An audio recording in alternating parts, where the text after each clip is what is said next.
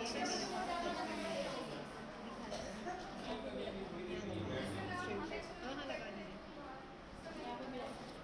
सुबह से उठे और मैंने लत लगाई थी जल्दी चलें, मुझे अपना कार्ड हासिल करना और मुझे किसी तरह इमरान खान को पीटीआई को वोट देना, जो एक सच्ची नेक बहुत अच्छे काज रखने वाली पार्टी है। मैंने फर्स्ट टाइम वोट दिया और मुझे लगता है कि मैंने ज़िंदगी में सबसे अच्छा, सही और बहुत बड़ा काम किया। मैं बहुत खुश हूँ, इतनी खुश हूँ कि आप सोच नहीं सकते।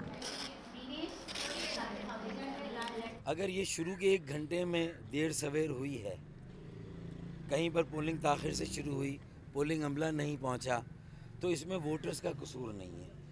इलेक्शन कमीशन ऑफ पाकिस्तान को प्रिजाइडिंग अफसरान से ये रिपोर्ट लेकर पोलिंग के टाइम में इजाफा करना चाहिए, जो 6 बजे की बजाय, यानी 10 घंटे की पोलिंग है, लेकिन अगर कहीं 1 घंटा देर सवेर हुई है तो फिर वो 1 घंटा उसका इजाला होना चाहिए आखिर में।